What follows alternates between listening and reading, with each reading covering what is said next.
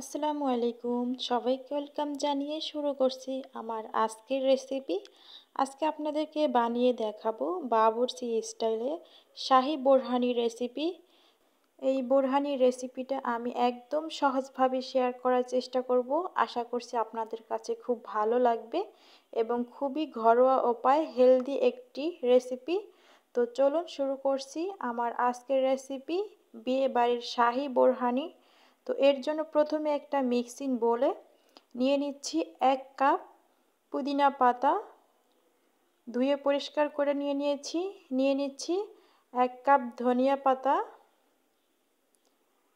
এখন দিয়ে দিচ্ছি একটা কাঁচা মরিচ।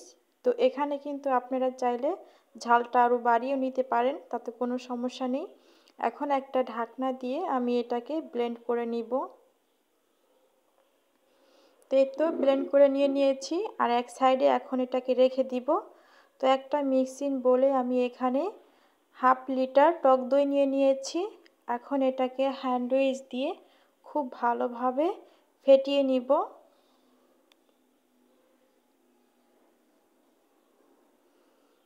তো খুব ভালোভাবে ফেটিয়ে নিয়েছি। এখন আমি এটাকে একটা বড় বোলের মধ্যে ট্রান্সফার করে নিব, যাতে খুব সহজভাবেই আমি এটাকে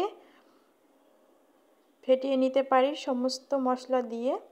এখন আবারও খুব ভালোভাবে একটু ফেটিয়ে নিয়ে এখন এর মধ্যে অ্যাড করে দিচ্ছি 1 টেবিল চামচ পরিমাণ সরিষা বাটা, 1 টেবিল চামচ পরিমাণ টমেটো সস, 1 টেবিল চামচ পরিমাণ জিরার গুঁড়ো, ভাজা জিরার গুঁড়ো, 1 টেবিল চামচ পরিমাণ বিট লবণ, 1 টেবিল চামচ পরিমাণ লেবুর রস, দিয়ে দিচ্ছি সবশেষে 2 টেবিল চামচ পরিমাণ চিনির পরিমাণটা বাড়িয়ে অথবা কমিয়ে নিতে পারেন।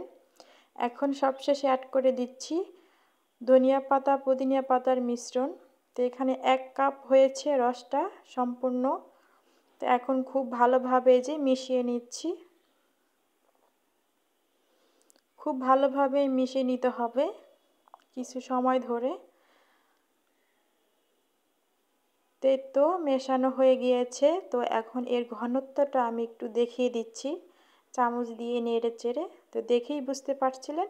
তো এখানে আমি 1/2 লিটার দইয়ের মধ্যে 1.5 কাপ পানি অ্যাড করেছি। আপনারা চাইলে আরও কম ব্যবহার করতে পারেন, তাতে কিন্তু আরও ভালো হবে। তো এখন আমি পরিবেশন করে দেখাচ্ছি। দেখুন কতটাই পারফেক্ট হয়েছে, দেখেই বুঝতে পারছিলেন। তো ঘরেই তৈরি করে নিন শাহি বোরহানি, সম্পূর্ণই বাবুর্চি স্টাইলে। তো রেসিপিটা দেখতে কেমন হয়েছে অবশ্যই কমেন্ট করে জানাবেন। আর এমন নিত্য নতুন ভিডিও পেতে আমার চ্যানেলটি সাবস্ক্রাইব করে আমার পাশেই থাকবেন। তো অনেক বেশি ভালো থাকবেন, সুস্থ থাকবেন। আজকের মতো এই পর্যন্তই। আল্লাহ হাফেজ।